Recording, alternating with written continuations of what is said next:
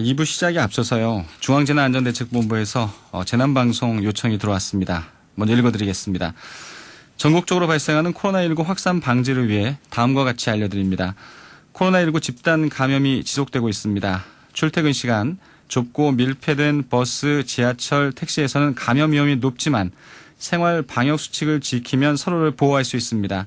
마스크 쓰기, 대화 자제, 다른 사람과 거리 두기를 실천해 주시고 발열, 기침 증상 시에는 대중교통 이용을 자제해 주시기 바랍니다. 이상은 중앙재난안전대책본부에서 전해드렸습니다. 정치용재연구소 대안의 부소장입니다. 김찬희 부소장 처음 나오셨고요. 또 최순애 시사평론가 함께하도록 하겠습니다. 예, 두 분 스튜디오에서 뵙겠습니다. 안녕하세요. 네, 안녕하세요. 반갑습니다. 예, 최순애 평론가께서는 뭐 저와 이제 2달 이상 봐오다 보니까 저도 편하고 익숙한데 오늘 이제 새로운 우리 이 김찬희 부소장님이 합류하셨습니다. 정치영재연구소 대안. 이 정치영재연구소 대안이 어떤 연구를 하는 곳인가요? 네, 정치와 경제 여러 가지 대안을 좀 제시하기 위해서 많은 연구자들이 모여서 공부하고 있는 곳입니다. 예. 네, 언제 만들어졌죠? 2015년에 만들어졌고요. 벌써 5년 됐네요. 네, 보고서도 내고 이렇다라는 팟캐스트도 하고 있고요. 예. 네, 여러 가지 활동을 하고 있습니다. 예. 네. 그리고 또 뭐 김찬희 선생님은 이 영어 강사로도 네. 한때 또 활약하셔서 네. 기억하시는 분들이 꽤 있더라고요. 네, 영어 강사 한 20년 했고요. 예. 2014년에 은퇴했습니다. 예. 지금은 이제 강사 활동은 안 하시고. 네, 여러 가지 사회 활동을 하고 있습니다. 네, 알겠습니다. 이 시간을 또 많이 빛내주시길 바라고요. 네, 감사합니다. 예. 두 분이 서로 좀 인사 좀 나누시는 것 안녕하세요. 밖에서 했어요. 네, 네. 짧게 했어요. 예. 스튜디오 밖에서 네, 네. 인사를 나누셨다 그래서. 예, 알겠습니다. 뭐, 일부에서도 얘기를 나눴습니다만, 오늘 조간신문들이 일면에 보도하고 있는 대로 박원순 서울시장 그리고 백선엽 장군 이 두 분의 죽음을 놓고 여러 가지 논란이 일고 있는데요. 그 얘기를 먼저 해보도록 하겠습니다. 박 시장의 사망, 뭐 많은 분들한테 충격을 줬죠. 먼저 최순애 평론가께서는 어떻게 좀 보셨어요? 일단 박원순 전 시장이 대선 선거 캠프도 가동하고 있었고, 예. 되게 이제 적극적이고 활발하게 그 대선 운동을 하고 있는 상황이었었거든요. 근데 이제 이런 갑작스러운 어떤 이런 소식에 사실 되게 이제 놀랍고 일단은 또 뭐 충격이고 또 황당하기도 하면서 또 황망하기도 하고 사실 뭐 그 자체인데, 네. 근데 더 또 안타까운 현실은 또 박원순 전 시장에 대한 죽음을 놓고 우리 사회가 또 너무 양분되는 이 지난 주말 사이의 현실이 더 안타깝고 좀 마음을 무겁게 하는 것 같습니다. 네. 서울시장, 서울광장과 또 광화문 광장이 또 나눠지고요. 이런 부분이 참 안타깝게 보셨다 이런 얘기인데, 김찬희 부소장께서는 어떻게 좀 바라보셨어요? 뭐 우리 인권운동가나 변호사 또 시장으로서 박원순 시장에 대해서 우리가 사회가 진비지 않다는 것은 모든 국민이 다 잘 알고 있는 거라고 뭐 봅니다. 추모의 분위기가 네. 뜨거운 이유겠죠. 네. 근데 동시에 이 죽음을 둘러싼 실체적 진실에 대해서 예. 공방이 오고 가는 건 옳지 않다.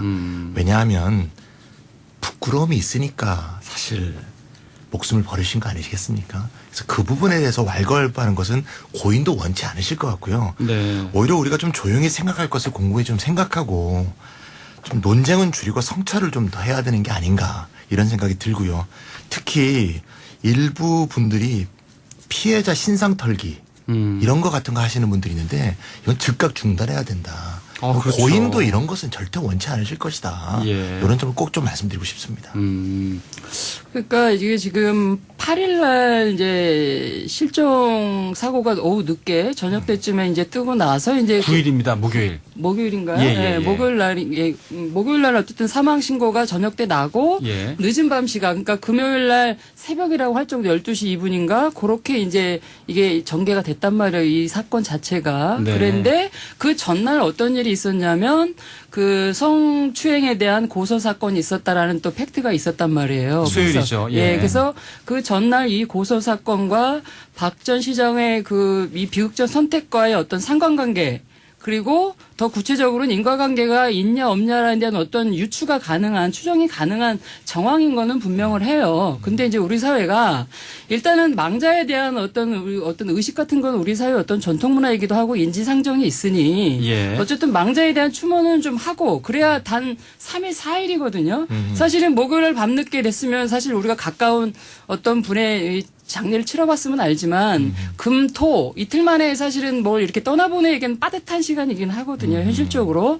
저는 그래서 주말도 있고 또 상주가 되는 이제 사람이 또 외국에서 와야 되고 이런 시간을 고려한다 그러면 5일장이 불가피한 현실적으로 불가피한 측면이 좀 있긴 있다. 그러나 네. 이 시간 동안에 우리가 하지 말아야 될 것 두 가지는 또 피해자가 있는 현실이기 때문에 2차 가해는 절대 안 되는 거고 그러나 일부 그 극렬 지지자들이 2차 가해를 들어갔다는 것 자체는 안 될 일이거든요. 그건 잘못된 일이고 두 번째는 우리가 5일장을 했다고 해서 이 시간 동안에 너무 미화해가지고 피해자에 대한 얘기를 들어야 되는 시간 이 단축돼서는 안 되고 향후에 어쨌든 그 시간을 우리가 충분히 가져야 됩니다. 근데 네. 이 시간 동안에 피해자를 위축시키거나 어떤 이걸 미화를 통해서 피해자의 어떤 존재를 우리가 망각해서는 안 되는 또한 현실이 있다.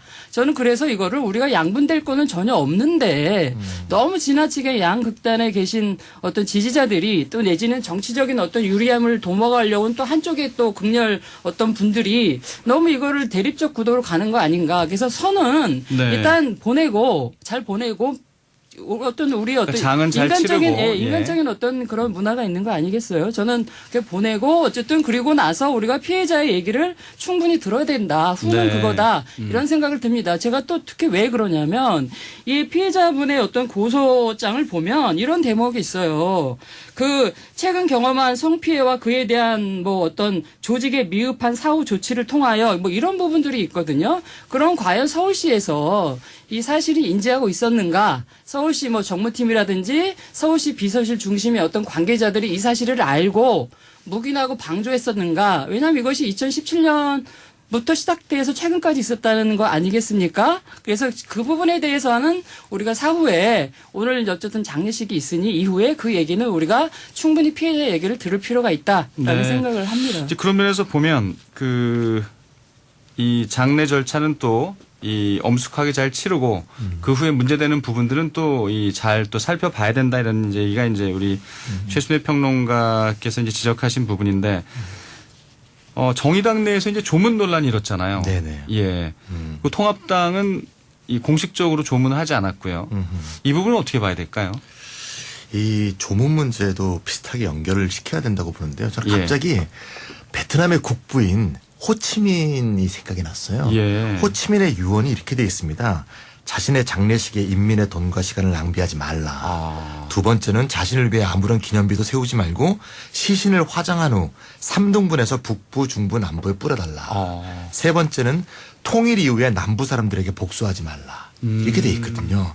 그런데 따르지 않았습니다. 7일간 장례식을 했고요. 잘 아시겠지만 베트남의 하노이시에 가면 이 방부 처리를 해갖고 딱 시체가 누워있죠. 예. 저도 그러니까 이게 가봤어요.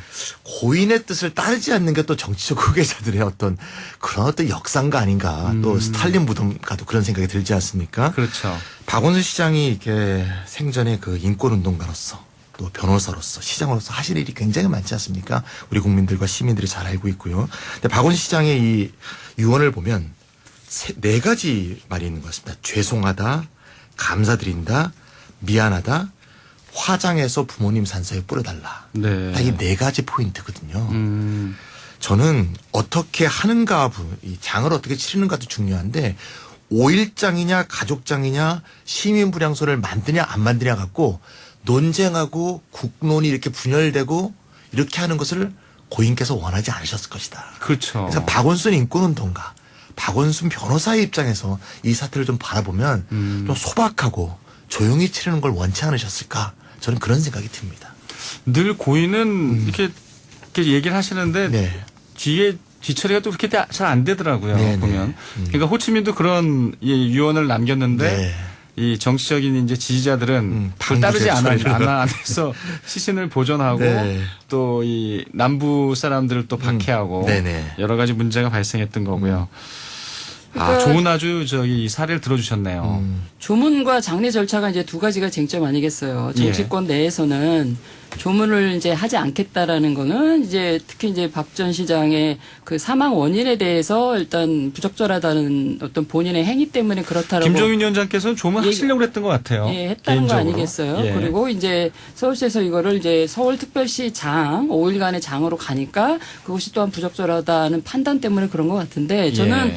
일단 조문 자체는 인간적 어떤 뭐 예의 차원에서 어쨌든 우리 이승을 떠나는 사람 아니에요. 우리는 이제 살아가는 사람이고 그래서 살아가는 사람이 어쨌든 또 망자를 떠나 보내고 나서 우리한테는 충분히 시간이 있기 때문에 얼마든지 말을 할 수가 있다. 그래서 저는 인간적으로 조문은 할 수 있다고 봐요. 근데 예. 이제 우리가 이제 판단컨대 5일장에 대해서는 저는 설왕설래가 충분히 있을 수 있다고 보는데 아까 제가 말씀드리는 그런 어떤 예를 들어서 현실적으로 불가피한 측면도 조금 있는 거 아니냐. 근데 단 5일장 동안에 너무 그 미화시키기 말고 근데 일부 벌써 미화시키는 뭐 민주당 의원들도 있고 지지자들도 있고 그래서 사실 그거는 정말 공감이 안 되거든요. 예. 뭐 너무 과한 표현이고 오버하는 그 뭐 발언들이고 그래서 이 시간 동안 피해자가 또 너무 고통받아서는 안 된다. 이거는 분명히 상기하면서 그래서 오늘 노제도 안 한다는 거 아니겠어요? 예. 민주당에서 그걸 의식을 하고 그래서 뭐 불가피한 어떤 시간이나 이런 것들 때문에 절차 때문에 가는 건 가는 거대로 수용을 하되 내용적으로는 우리가 지켜야 될 거는 지켜야 된다. 이제 이런 말씀을 좀 드리는 겁니다. 네. 이제 오늘로써 이제 5일장은 마무리가 됩니다. 그 후에 이제 남겨진 것들에 대한 이 수습이 또 필요하다는 생각이 드는데 어쨌든 이 피해 여성이 또 고소를 했던 거고요. 일단은 공소권 없음으로 이 사건은 종결 처리가 되는 건데 이후에 처리를 어떻게 될까요?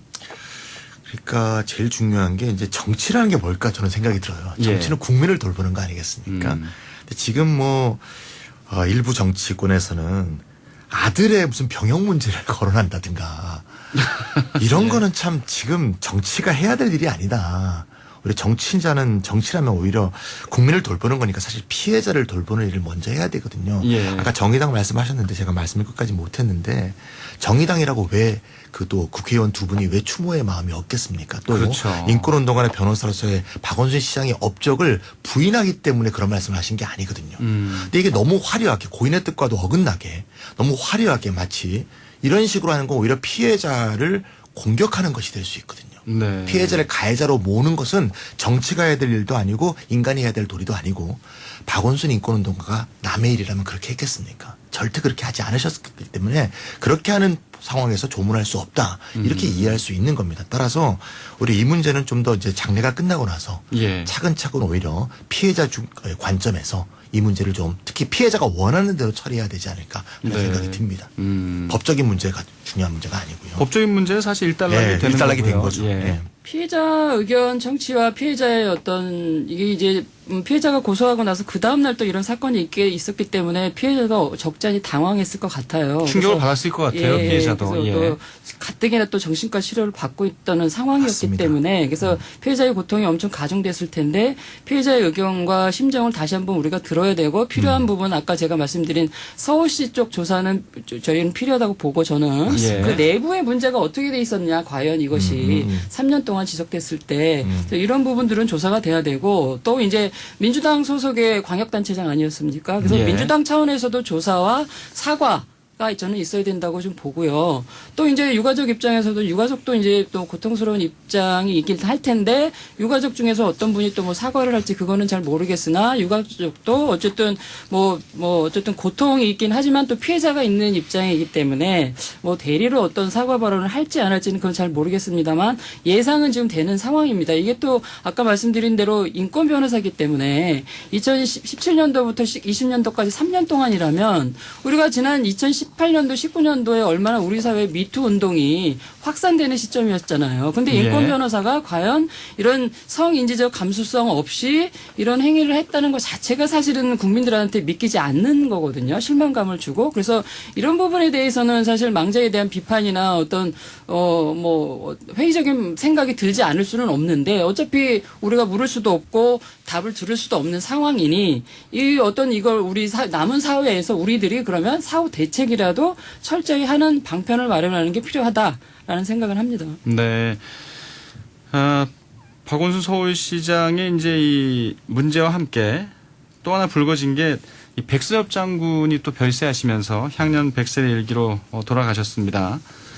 한국 전쟁의 영웅이라는 평가, 또 한쪽에서의 또 친일 논란도 계속되고 있고요.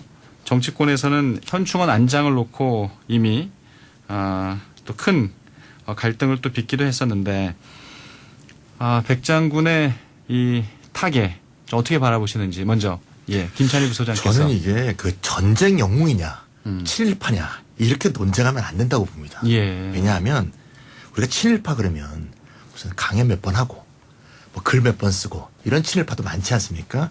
그리고 그냥 만주군 출신이라고 하는데 그냥 만주군 출신이라고 하면 안 됩니다. 만주군은 만주국의 이제 군대지 않습니까? 예. 일본이 세운 괴뢰군인데 이분은 만주군 출신이 아니고요. 만주군 간도 특설대에서 활동하신 분입니다. 이 간도 실제 특설대는 뭔가요? 간도 특설대는 뭔가 하면요. 조선인 독립군은 조선인으로 잡아야 된다. 라는 그런 원칙으로 조선인들을 모집해서 만주에서 활동하는 항일 조직을 토벌하기 위해 일제가 만든 조직입니다. 그러니까 중국 정규군이나 이런 게 팔로군하고 싸우는 게 아니라 항일 독립군을 소탕, 체포, 고문, 사살하기 위해서 만든 군대거든요. 그러니까 이거는 그냥 만주군에 간 게 아니고요. 전원 다 또 자원한 사람들입니다. 자원이라고 하는 게 중요하네요. 네, 자원에서 간도 특설대가 된 거고요. 어쩔 수 없이 간 게 아니라 네. 스스로 원해서 간 거란 얘기예요. 예, 만약에 전쟁 영웅이면 그 일에 대해서 반성은 최소한 해야 되는데 2000년에 일본에서 나온 젊은 장군의 조선전쟁 소시사라는 자서전이 있습니다. 거기 뭐라고 써 있냐면 우리가 전력을 다해 토벌했기 때문에 한국의 독립이 늦어졌던 것도 아니고 우리가 배반하고 항일운동을 했다고 해서 독립이 더 빨라졌다고 할 수 없을 것이다. 이런 터무니없는 말을 했거든요. 그러니까 이거는 그냥 친일이 아니고요. 독립운동을 탄압하고 죽인 사람입니다. 그래서 이거는 저는 논란의 여지가 별로 없다. 저는 그렇게 생각합니다. 예. 역사적인 평가를 또 내려주셨는데, 최순애 평론가께서 좀 미소를 띠고 계신데 어떤 얘기를 해주실까요? 일단 박원순 전 시장에 대한 이제 우리가 토론이 끝났으니까 일단 상가 고인의 명복을 빕니다. 그리고 예. 우리가 고 백선엽 장군에 대한 또 얘기를 하니까 역시 또 삼가 고인의 명복을 빕니다. 일단 저는 그 백선엽 장군에 대해서 사실은 이제 몇 년 전까지만 해도 잘 몰랐어요, 솔직히. 근데 저도 잘 몰랐어요. 예. 어떻게 알게 됐냐면 뭐 미 대사관에서 무슨 행사가 있었는데 거기서 이분에 대한 동영상을 틀어주더라고요. 오히려 미국에서 한국 전쟁에 참여한 어떤 이런 뭐 관계자들뿐만 아니라 미국에서 오히려 백선엽 장군을 기리는 그런 네. 문화와 어떤 사실들이 많이 있더라고요. 그래서 새삼 저는 알게 됐는데 우리가 6.25 전쟁의 어떤 그 비극을 통해서 어쨌든 간에 우리나라가 어쨌든 지켜진 부분도 있는데 거기 어떤 혁혁한 공을 세우신 분은 맞아요. 근데 유명한 그 다부동 전투도 그러고 우리가 이제 경상도에서 밀릴 거라는 걸 여기서 지켜낸 어떤 계기를 마련한 거거든요. 근데 이제 이분의 어떤 오점이나 어떤 꼬리표 하나가 이제 그 말씀하신 친일 전적이에요. 그냥 뭐 우리가 이게 식민지 지배를 받으면서 뭐 창씨 개명을 했다 뭐 이런 정도가 아니고 네. 이제 아까 말씀하신 간도 특설대에서 우리 조선 독립군을 토벌하는 활동을 2년 했어요. 1943년부터 45년 동까지. 근데 이제 그때는 이제 젊은 때였고 이제 시간이 흘러서 어쨌든 우리가 해방을 막고 6.25 전쟁에서 이제 그 군대 그 국군으로서 어쨌든 육군 참모총장까지 지내고 어쨌든 나라를 지키는데 평생을 어쨌든 나라를 지키는데 복무하신 분이긴 한데 이분이 이제 100세에 돌아가셨단 말이에요. 그러면 이분을 어디에 모실 거냐? 지금 국립현충원에 모시는 거는 자격이 돼요. 무공훈정도 받았고 참모총장도 지냈고 어쨌든 네. 되는데 지금 이제 통합당에서 지적하는 거는 이 서울현충원은 이제 6.25 전사자들이 많이 있기 때문에 그쪽에 같이 모셔야 되는 게 맞다라는 거고. 본인은 거기를 희망했다는 거죠. 예, 뭐 과거 희망했는데 어쨌든 유가족들은 그래도 결국은 대전 현충원을 수용했다 이런 말씀을 지금 하시는 거고. 예. 근데 이제 서울 현충원에는 장군들 그 모시는 묘역에 공간이 부족하다는 거예요. 그래서 이제 뭐 대전으로 내려갈 수밖에 없다 뭐 이런 얘기인데 저는 이제 유가족들이 수용을 했고 어쨌든 간에 그래도 저는 이제 아까 박원순 시장도 그렇지만 망자에 대해서는 관대하고 아량을 우리가 베풀 수 있는 필요는 좀 있다라고 보는 측면에서 네. 그 백선엽 장군에 대해서도 어쨌든 이 당장 여기가 공간이 없으니 그럼 대전 현충원에 모시고 이 지금 다른 권역이 있을 거 아니에요. 다른 권역에 공간을 더 확보해서 그러면 다시 이쪽으로 모시는 방법도 있을 수 있다. 어제 이제 노영민 실장이 이제 참배를 하고 나서 뭐 유가족하고 오래 대화를 나눴다고 하잖아요. 그래서 네. 그런 부분들은 정치적으로 풀면은 된다. 그런 것이 정치력이다라는 생각을 하고 있고 어차피 지금 육군장으로 5일장을 치르니까 남은 기간 동안에 굳이 이거 갖고 우리가 다시 이념 논쟁에 불을 지펴가지고 우리의 감정을 골 깊게 하지 말자. 저는 이런 생각을 합니다. 네. 그러니까 명복을 보낸 입장에서는 같고요. 예. 또 전쟁 영웅으로서 우리가 6.25 전쟁에서 큰 공헌을 했다는 것도 당연히 온 국민이 생각하는 거고 저는 박원순 시장하고 똑같은데요. 그런 의미에서 그런데 아까 말씀드렸지만 아까 젊었을 때의 일이라고 그냥 넘어가기에는 그 죄가가 너무 큽니다. 좀 반성을 하신 적은 없나요? 예, 없습니다. 전혀 없습니다. 반성을 그래서, 전혀 안 하셨네요. 예, 또. 그래서 예. 현충원 안장은 좀 곤란하다. 어. 아까 제가 박원순 시장의 제사도 소박하게 지내듯이 예. 예, 현충원 안장은 곤란하고 사실은 전범으로 처리해야 될 사람입니다. 저는 그렇게 생각합니다. 전범. 야, 네. 근데 사실 이 좀 모든 인생이 그런 것 같아요. 네. 좀 이 젊었을 때는 좀 뭐 잘못 살 수도 있잖아요. 근데 그러면 좀 후에 반성을 반성하고 이렇게 좀 후회하는 모습을 보이면 좋은데 네. 또 일본에서 자기 자서전을 내면서 자신의 행동이 정당했다고 얘기한 게 어떻게 보면은 이제 이 시민들을 더 분노케 하는 계기가 네, 된 뭐 거죠. 공식 사과는 없었다는 점은 유감이긴 한데 예. 아까 제가 말씀드린 그런데도 불구하고 어쨌든 100세 돌아가셨고 또 사후에 또 그거를 뭐 만회라면 만회를 할까 어쨌든 그런 공적이 있으니 뭐 대전 현충원 정도에 모시는 거는 어차피 법에도 문제가 그게 없으니까 대전 현충원에 모시는 게 저는 그나마 좀 뭐 합당하지 않을까라는 생각을 합니다. 예. 알겠습니다. 청취자 문자가 오늘 굉장히 쇄도합니다. 왜냐하면 우리가 또 이 가신 분들에 대한 추모의 분위기가 또 이게 있거든요. 네. 그리고 그거에 대한 또 이견도 있으시고 이게 또 어떤 문자를 전해드려야 될지 저도 좀 고민하는데요. 많이 엇갈리는데 이 네. 6034님 또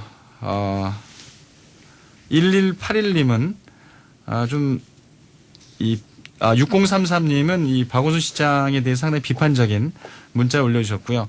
1181님은 고인의 명복을 빌고 계시네요. 예. 2424님 또 3743님은 역시 비판하는 이쪽의 입장을 7616님은 또 이 눈물을 보이고 계시고 6218님도 또 마찬가지시고요. 예. 문자를 많이 보내주고 계십니다. 알겠습니다.